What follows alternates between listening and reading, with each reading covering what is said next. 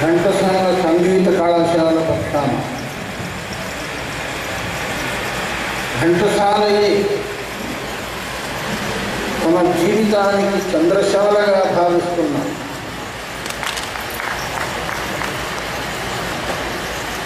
గాయక మౌని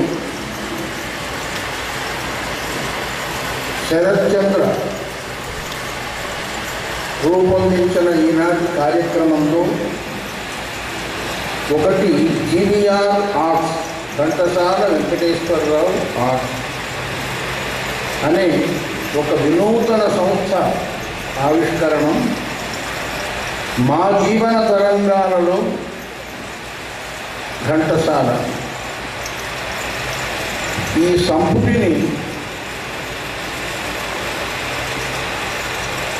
ఈ శరత్చంద్రకు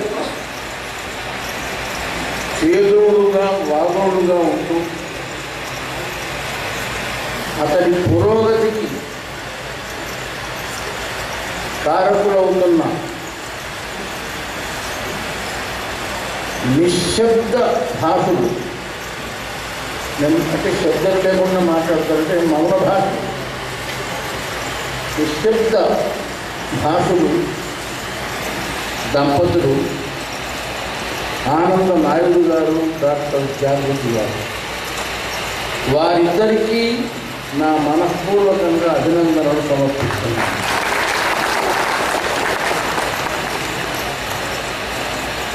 ఘంటసాల గారే చెప్పాను, ఆయనే అతనికి ఘంటసాలనే తన రాగ జీవన సర్వస్వంగా భావించిన వాడు శరత్చంద్ర.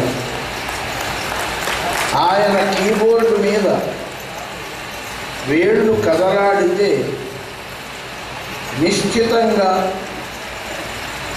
ఆ పాడబోయే పాట ఘంటసాల గారికి సంబంధించింది. ఆయన యుగళ గీతంలో కానీ స్వగళ గీతంలో కానీ ఆయన రూపొందించిందే అన్న భావం అనుభవజ్ఞులకు కలుగుతుంది.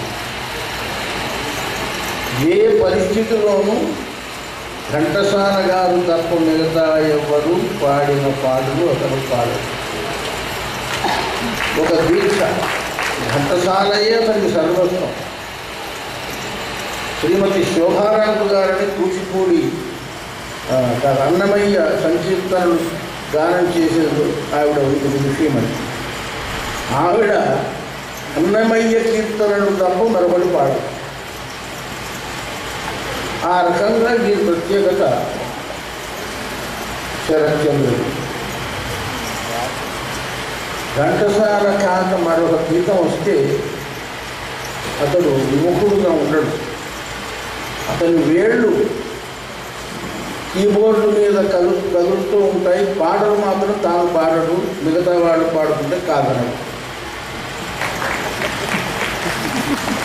నేను చూస్తూ ఉన్నాను. ఘంటసాల గారు మాత్రం ఈ అభిమానిని, ఈ గాయక శిరోమణిని ఘంటసాల గారు చూడలేదు. ఒకవేళ వారు చూసే వయస్సు ఇతనికి ఉంటే ఎంత పరవశించిపోయేవాడు. అతని గానం విని ఎంత స్వరవశించిపోయేవాడు. బాబు చాలా గొప్పగా పాడుతున్నావు బాబు అని మనసు నిండుగా దీవించేవాడు. మొహమ్మద్ రఫీని తీసుకొచ్చి ఇక్కడ పాడించినప్పుడు ఆయన మొహమ్మద్ రఫీ ఏమో ఘంటసాల గారికి వంగి నమస్కరించాడు, భలే తమ్ముడప్పుడు. కానీ అతనికి ఇచ్చే గౌరవం అతనికి ఇచ్చి ఎన్టీఆర్ అన్నాడు, మాస్టారు ఘంటసాల గారు తమకు కూర్చొని ఏమైనా తప్పులుంటే సూచించాలి రఫీ గారు అని. నేనేం చెప్తాను బాబు, నారాయణ రెడ్డి గారు ఉన్నారు కదా, ఉర్దూ కూడా తెలిసిన వారు కాబట్టి వారు చెప్తారు. సరిగ్గా అలాగే జరిగింది. అంటే ఘంటసాల గాత్రం ఎంత గంభీరమైందో, ఎంత సుస్వరభరితమైందో, ఆయన హృదయం అంత లోతైనది, అంత ఎత్తైనది. ఆ మహనీయుని పేర ఆయన ఆయన పాటలను పునః ప్రచారం చేస్తున్నవారు శరత్చంద్ర. అతను కీబోర్డు మీద వేళ్ళు అలా సాగుతూ ఉంటే ఎక్కడో కాళ్ళు నడుస్తున్నట్టుగా ఉంటాయి. కాళ్ళు నడుస్తాయి కానీ వేళ్ళు నడుస్తాయి ఇప్పటివి. ఇలా అంటాడు, నవ్వుతాడు, చిరునవ్వుతూ చూస్తుంటాడు. ఆ వేళ్ల వైపు చూడడు, మన వైపు చూస్తాడు. ఈ వేళ్ళు తమని చూడకుండానే అవి తమ పాలి తను కలిసిపోతుంది. ఇవాళ ఘంటసాల సంగీత కళాశాలలో శిక్షణ పొందుతున్న బాలబాలికలు కూడా పాడారు. ఇంతవరకు ముగ్గురు పాడారు. ఒకతను ఏమిటంటే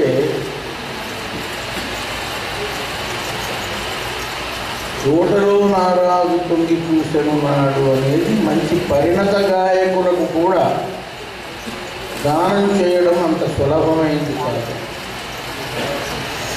అలాంటిది ఆ పుడకడు ఉన్నాడు, మాకు నిండుగా ఉంటాడు. ఘంటసాల గారు కూడా చివరికి నిండుగా ఉన్నాడు. అలాగే చాలామంది విస్మయ చకితులైపోయారు. ఏం పేరు? అనిరుద్ధ్ అంటే అర్థం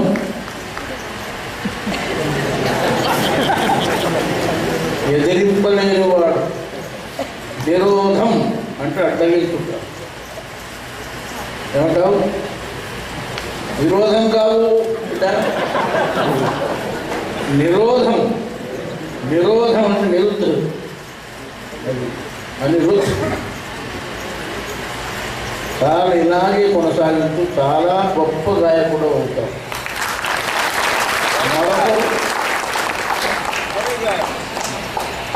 మరొకరు రమాదేవ కాదు ముందుగా నా తట్టలేదు. ఒక నిమిషం. ఇక రెండో గంట మీరు బాగా సిగ్గేస్తుందా?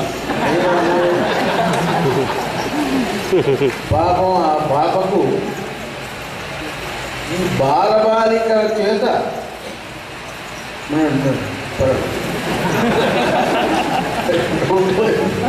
ఇప్పటి నుంచి బాలదాసులు కావడం ఇష్టం లేదు, ఉదయదాసులు కావాలి. అంతేకాని బాధాలు నమస్కరించడం, వెళ్ళడం, ఇంట్లో కొడుకు పెట్టడం కాదు. అయితే నువ్వు ఇద్దరూ పాడింది ఉంది. అది అక్కేనేని నాగేశ్వరరావు గారు ప్రస్తుత ముఖ్యమంత్రి, తమిళనాడు ముఖ్యమంత్రి జయలలిత మీద చిత్రీకరించిందని సిగ్గేస్తుందా? మీరిద్దరు పాడారు. ఎక్కడ ఒక పిసరంత స్వర దోషం లేకుండా పాడారు మీరు. చాలా సంతోషం. ఇక మిగతా వాళ్ళు పరిణత గాయకుడు. వీళ్ళు ఏమిటంటే అక్కడ చిత్రంలోనేమో ప్రౌఢ కథానాయికలు, నాయకులు. వీళ్ళేమో లలిత తరుణ బాలబాలికలు. వీరు పాడి మెప్పించడం అనేది ఎట్లాగూ పాప మహిళా జాతికి సంబంధించింది కాబట్టి కొంచెం నెమ్మదిగా జాగ్రత్తగా పాడింది. అతను కొంచెం అభినయం కూడా కలిపాడు. చాలా సంతోషం. ఇంకా